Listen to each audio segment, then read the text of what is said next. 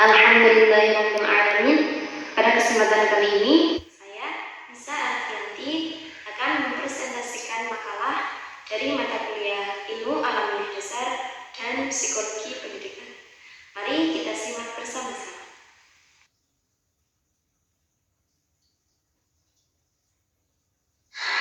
Baik, untuk yang pertama ada teori-teori terbentuknya alam semesta. Apa sajakah teori itu? Coba kita tengok slide selanjutnya.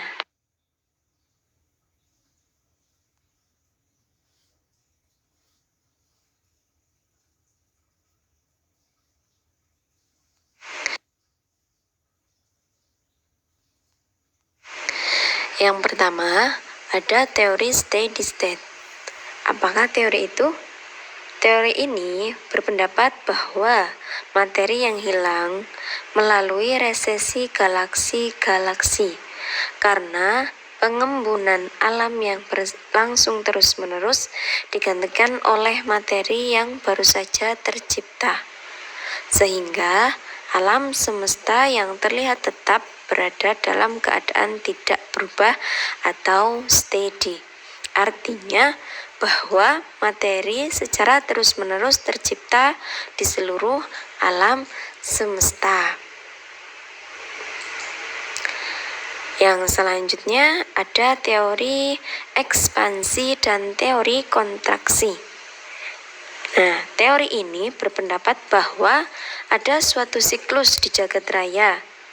Satu siklus mengalami satu masa ekspansi dan satu masa kontraksi. Satu siklus diperkirakan berlangsung 30 miliar tahun. Dalam masa ekspansi terbentuklah galaksi-galaksi serta bintang-bintang di dalamnya.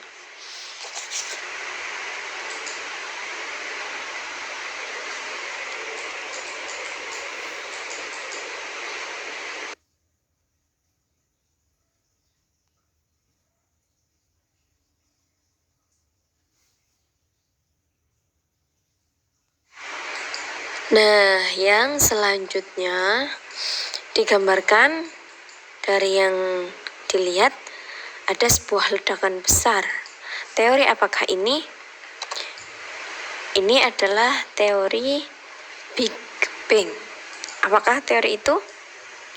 Keberadaan awal pada peristiwa besar ini melengkapi ketidaktahuan manusia tentang awal mula alam semesta dan merupakan bahan dari spekulasi sesungguhnya yang mempunyai dasar kuat.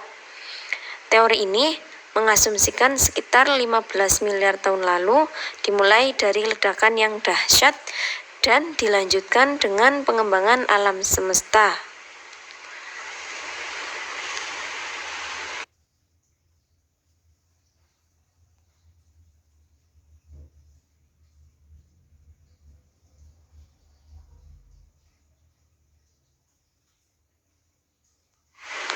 Ya, selanjutnya kita akan membahas tentang fenomena-fenomena geosfer atau ilmu-ilmu geografi yang ada dalam kejadian-kejadiannya itu menyangkut atmosfer, litosfer, biosfer, antroposfer, serta hidrosfer.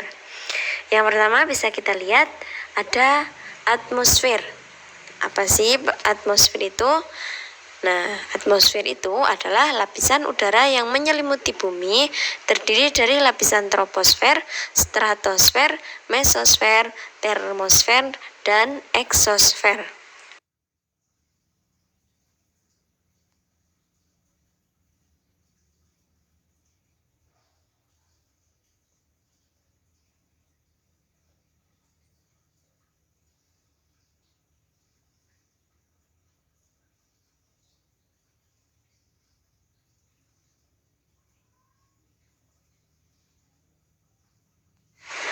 Mari kita bahas atau pelajari satu persatu dari lapisan-lapisan yang ada di atmosfer.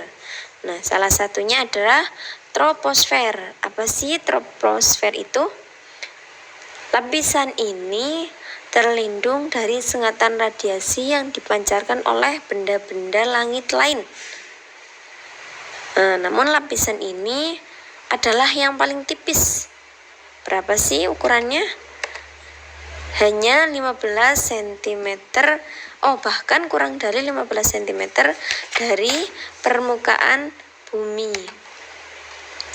Selanjutnya itu stratosfer. Lapisan ini angin yang sangat kencang terjadi. Di sini juga tempat terbangnya pesawat udara.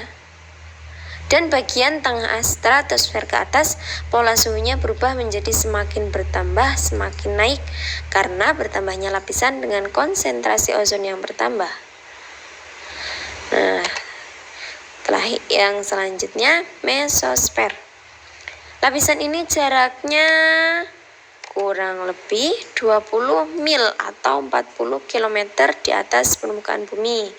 Di sini terdapat lapisan transisi menuju lapisan mesosfer. Selanjutnya, termosfer. Termosfer, wow. Apakah maksud radio ini? Ternyata lapisan termosfer ini dapat memantulkan gelombang radio sebelum munculnya satelit. Lapisan ini berguna untuk memancarkan gelombang radio jarak jauh. Selanjutnya, eksosfer. Lapisan eksosfer berada pada bagian terluar dari atmosfer, tempat adanya refleksi cahaya matahari yang dipantulkan oleh partikel debu meteoritik. Bisa kita lihat mataharinya cantik sekali.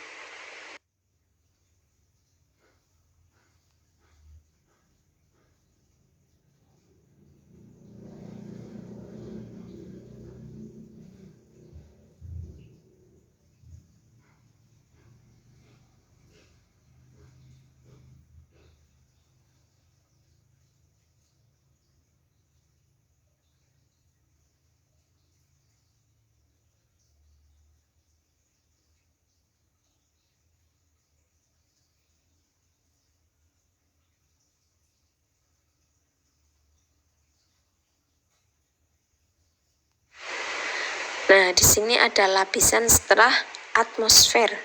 Apa itu? Ada litosfer, ada juga hidrosfer. Kita bahas dulu litosfer. Apa itu litosfer? Lapisan kerak bumi.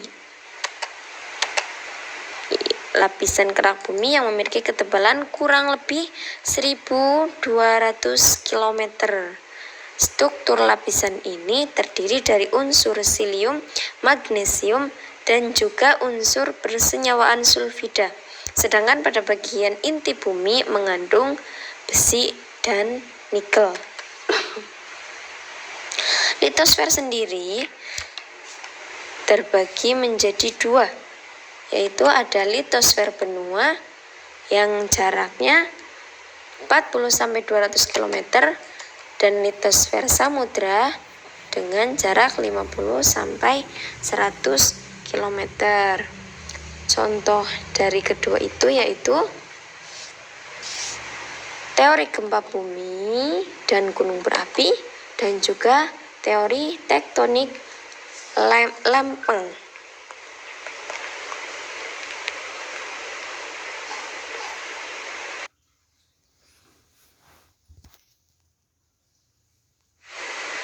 Nah, di sini ada lapisan setelah atmosfer. Apa itu? Ada litosfer,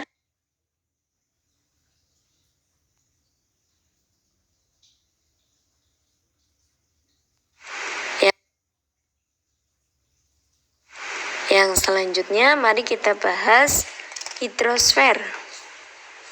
Apa itu hidrosfer? Adalah keadaan air di muka bumi. Air adalah sumber kehidupan bagi manusia. Dapat diperkirakan hampir 70% di dunia ini adalah air, sedangkan 30%-nya berupa daratan.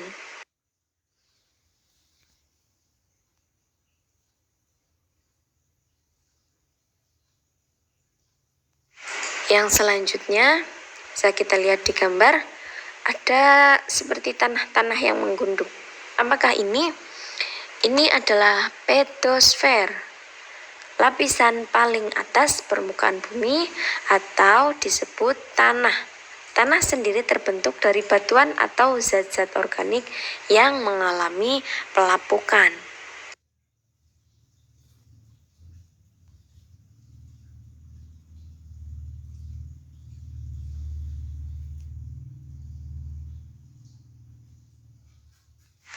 Yang selanjutnya atau yang nomor 5 adalah biosfer. Adalah lapisan tempat berlangsungnya kehidupan makhluk dan organisme di muka bumi yang di dalamnya juga terdapat benda mati seperti air, udara, cahaya, iklim dan lain-lain. Nah, bisa kita lihat di gambar ya. Di situ ada tumbuh-tumbuhan, ada juga kupu-kupu. Ada juga harimau Jawa.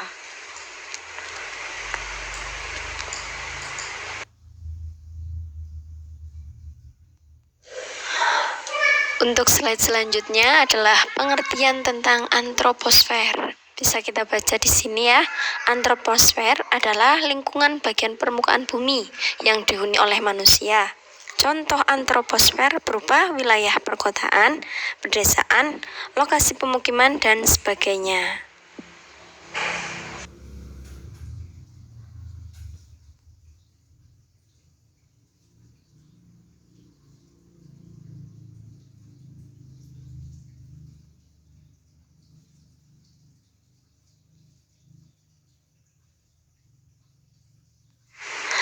Ada beberapa pengertian kehidupan menurut para ahli.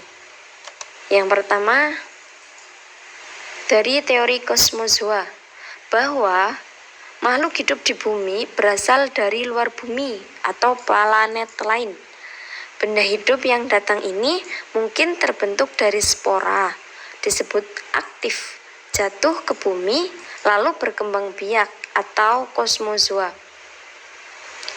Harold Urey atau ahli kimia Amerika Serikat mengemukakan bahwa atmosfer bumi pada mulanya kaya akan gas-gas metana dan amoniak. Nah, yang selanjutnya teori Urey menyatakan bahwa bumi pada mulanya kaya akan gas-gas metana, amoniak, hidrogen, dan air. Zat ini atau karena zat ini merupakan unsur-unsur penting yang terdapat dalam tubuh makhluk hidup. Yang ketiga ada teori Oparin, Haldane Oparin, yang menyatakan bahwa makhluk hidup terjadi dari senyawa kimia yang pada waktu itu di atmosfer belum ada oksigen bebas.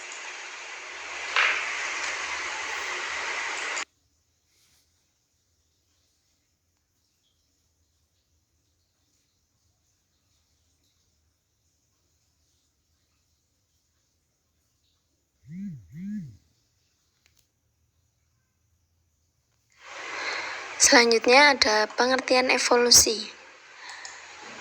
Sebenarnya Darwin bukan orang pertama yang menyampaikan gagasan evolusi.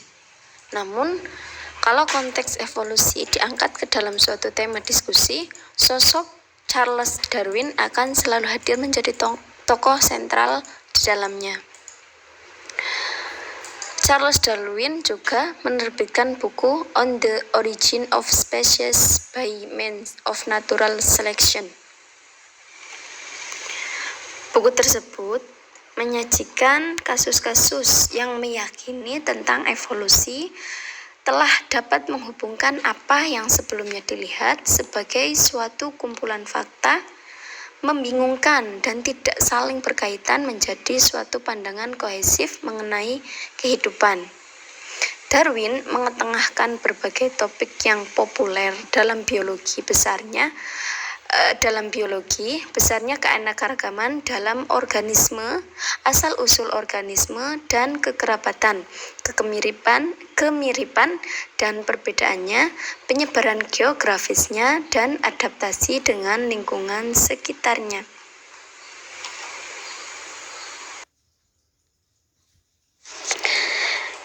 kita memasuki slide yang ke-15, yaitu memahami tentang ekologi. Apa sih sebenarnya ekologi itu? Kata ekologi berasal dari dua kata dalam bahasa Yunani, yaitu oikos dan logos. Oikos artinya rumah atau tempat tinggal, sedangkan logos artinya ilmu atau pengetahuan. Jadi, ekologi artinya ilmu yang mempelajari organisme di tempat tinggalnya. Ekologi juga dikenal sebagai ilmu yang mempelajari hubungan timbal balik antara makhluk hidup dengan lingkungannya.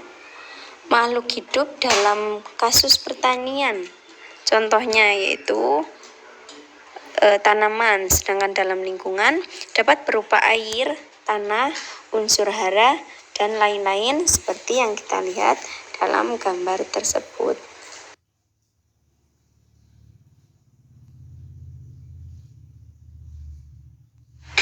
Kemudian adalah peran manusia dan ekosistem. Atau di dalam ekosistem itu manusia mempunyai peran apa sajakah? Manusia juga berperan sebagai pengambil manfaat dari ekosistem sehingga manusia dapat memenuhi keseluruhan hidupnya secara berkelanjutan. Pengambilan manfaat ini juga harus didasarkan pada kelangsungan ekosistem. Artinya, manusia mengambil manfaat tanpa merusak ekosistem agar manusia dapat memperoleh manfaat dari ekosistem secara terus-menerus. Pengaruh manusia terhadap lingkungan semakin lama semakin banyak dan beraneka ragam. Antara lain, manusia sebagai komponen lingkungan yang dominan, manusia harus dapat menjaga kelestarian, menjaga keserasian, hubungan timbal balik dengan lingkungan agar keseimbangan ekosistem tidak terganggu.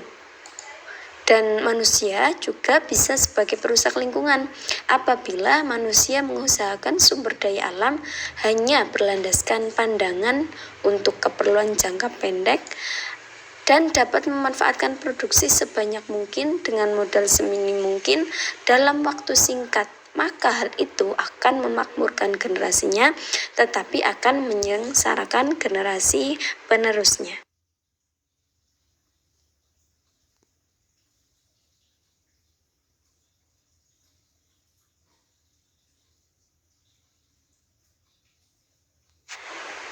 Nah, di slide ini kita dapat melihat peran-peran manusia dari yang baik hingga yang buruk, dari yang membuat hingga yang merusak. Nah, manusia makhluk yang paling penting dalam biosfer, menjadi sangat penting karena mempunyai perbedaan dari makhluk lain. Perbedaan itu dapat dilihat dari segi ekologik, yaitu satu, manusia sebagai organisme yang dominan secara ekologik. Maksudnya, organisme dominan secara ekologik itu jika manusia dapat berkompetensi secara lebih baik untuk memenuhi kebutuhan hidupnya. Dan manusia mampu memberikan pengaruh besar terhadap lingkungan tempat hidupnya atau organisme yang lain. Dan ada juga manusia sebagai makhluk pembuat alat. Kemudian manusia sebagai makhluk perampok, ada juga manusia penyebab evolusi, dan manusia sebagai makhluk pengotor. Nah, di gambar ini bisa kita lihat ya peran-peran manusia. Ada yang menebang pohon, membuang sampah sembarangan di sungai, limbah, dan lain sebagainya. Alhamdulillahirrabbilalamin. Demikianlah presentasi dari saya. Pastinya banyak kekurangan dan pengeditan atau kata-kata yang kurang pas mohon dimaafkan karena saya masih dalam tahap belajar dan semoga kedepannya lebih baik lagi. Semoga dari yang saya sampaikan, dari slide-slide yang sudah saya jelaskan bisa bermanfaat. Dari saya, terima kasih dan wassalamualaikum warahmatullahi wabarakatuh.